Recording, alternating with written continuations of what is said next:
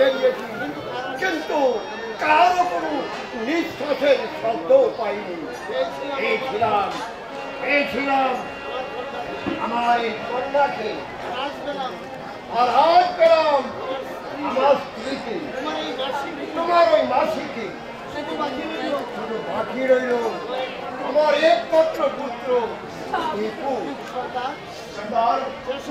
যেসব সমাজপতিরা আমাদের উপর ঘৃণা নিষ্ঠাবান ত্যাগ করে আমাদের মা বোনের সব রোগ বিসর্জন দিয়ে নিজেদের পশু পক্ষী চরিতার্থ করতে চেয়েছে, তাদের আমরা কিছুতেই ক্ষমা করব না। তার জন্য আমার ডাক ভাইয়া এই প্রতিকার করতে নিরবদ্ধ করিত। এবার আমি তাদের কঠোর দণ্ডে দণ্ডিত করব।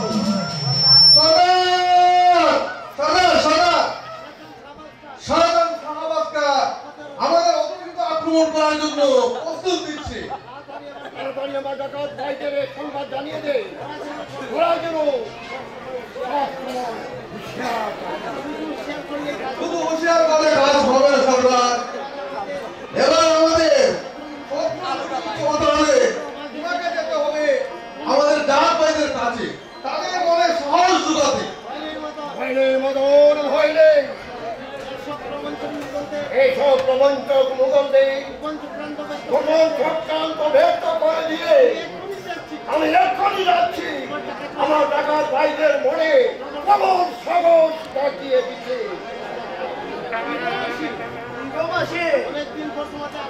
অনেকদিন পর তোমাদের আড্ডা এলাম, খাবার দেবে না?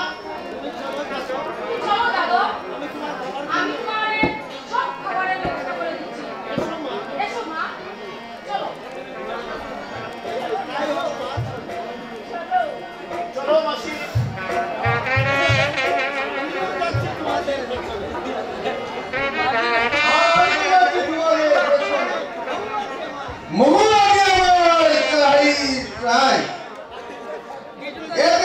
প্রতিবন্ধক হয়ে দাঁড়াবে, এই তরবারি লাগাতে তাকে দুনিয়া থেকে সরিয়ে দেব। না কেউ পারবে না আমাকে বাধা দিতে। বহু হবে আমার।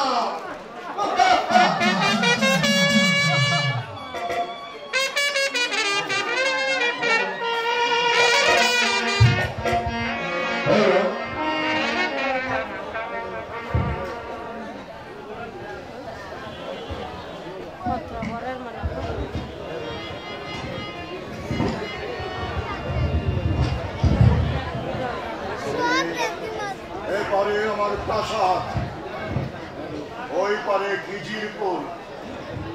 আর আমার দুস্তর ফরাত তৈরি করেছে ব্রহ্মপুত্র নাম।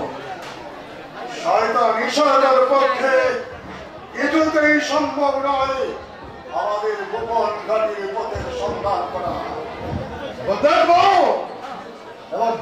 ঈশাক কেমন করে পরাজিত করো ভগবানের সেনাপতি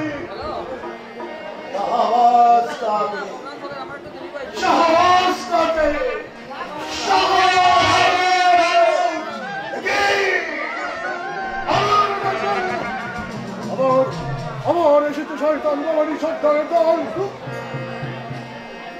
ভবানী সর্দার, আর তোমার বাঁচার কোনো পথ নেই। মৃত্যু তোমার শিয়ালের বিহারের বনপথে অথরিটিকে আক্রমণ করে তুমি প্রভুতার গতি করেছ। উপযুক্ত প্রতিশোধ আমি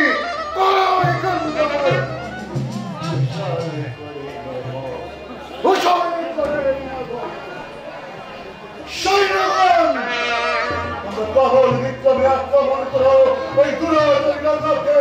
আমি যাচ্ছি। আক্রমণ করে প্রতিশোধ নিতে হবে না। ভবানী সন্তান এসেছিস দস্যু। আমি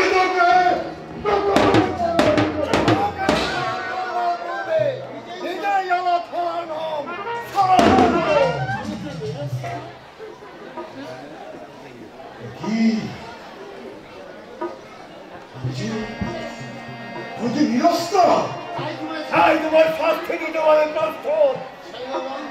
সৈন্যগণ, একটা হাতিয়ার আমাকে দিও, আমি বুঝিয়ে দেই এই প্রচন্ড দুরাচারকে সমস্যা কত ভীষণ। এটা স্মরণ দেখিও না সহাবস্থা, সব পথ উদ্ধব। আমি নিরস্ত, ভবানী সত্তর, তাই তোমার 10 পাউল নইলে সাবধান সাবধান। এই তোমার উচ্চারণ করলে এই অস্ত্র দিয়ে তোমার জীবটা সমূলে ভবানী সত্তরের বিরুদ্ধে পরিচয় সেই ইচ্ছে করলে তোমার মতো জীবনটা শেষ করে সে শক্তি যদি থাকে তাহলে একখানা হাতিয়ার আমাকে দিয়ে তার পরীক্ষা অবশ্য সেই সুযোগ তুমি পাবে না।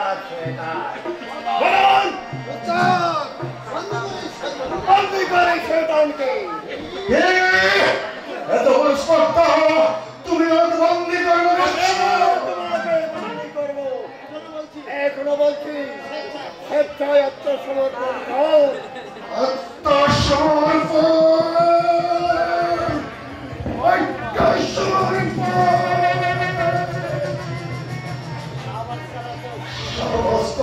অস্ত্র থাকলে অস্ত্র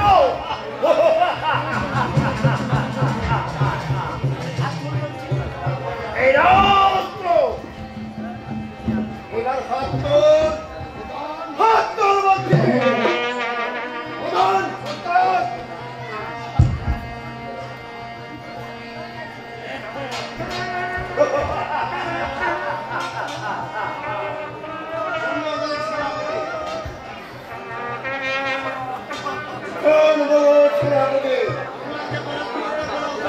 বাংলাকে পরাধীনতা করা এত সহজ নয়।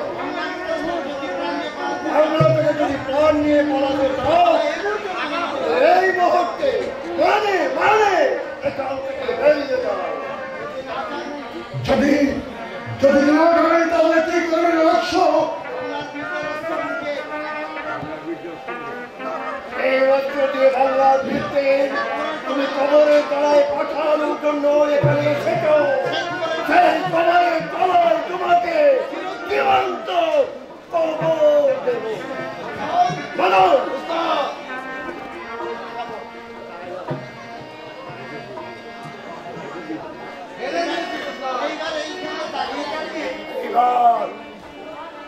এইবার এখানে দাঁড়িয়ে দাঁড়িয়ে মেহেরবানি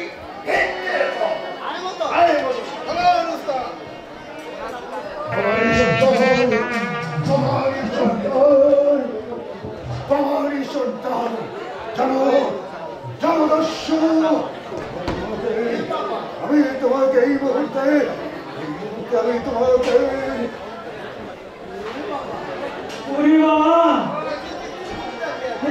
ভূত হয়ে আছে।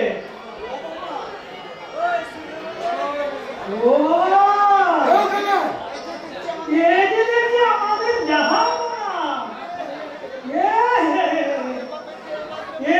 কে বললে জোরাবের কিনা কষ্ট হচ্ছে।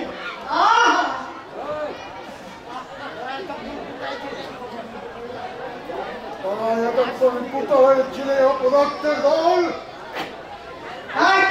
মানে নাকে শস্য তেল দিয়ে চিপি আরামে ঘুমিয়েছিলাম। আসলে আপনারা মাস করে নাক দেখিয়ে ঘুমেছিলে অপদার্থ বীরু।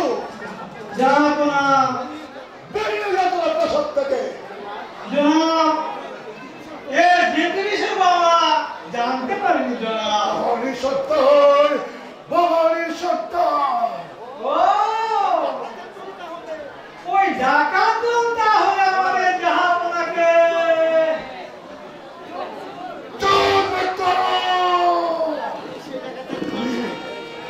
জগতের হীরা ষড়যন্ত্রকে রক্ত করে দাও। তাই করুন জাহাপনা, তাই করুন। ভবানী সত্তর, ভবানী সত্তর, আমি তোমাকে উত্তর করবো, উত্তর করবো, আমি তোমাকে। আমি তাই বলছি না, কিন্তু তাকে পেলে তো বের করতে হবে বান্দা, তাকে খুঁজে বের করতেই হবে। নিশ্চয় বস্তু করা দরকার। যে কোনো উপায়ে জীবিত তোমাকে থাও, ভবানী সত্তরকে আমার চাই, চাই, খুঁজে পেতেই হবে। তা কি করে পাবেন না? ও তো আর নিজের ঘরের কথা না, যখন জানে খুশি পাওয়া যাবে। সাবধান বেয়াদব, রাজ্যের সীমা ছেড়ে যাই। ও কারণ আমার উপর রাগ করছেন কেন জনাব? ডাকাতরা কোন দিকে যেতে বলতে পারিস? তা কি করে জানবো জনাব? তাও জানিস না। আপনার সঙ্গে যখন দেখা হয়েছিল তখন আপনি হয়তো জানতে পারেন।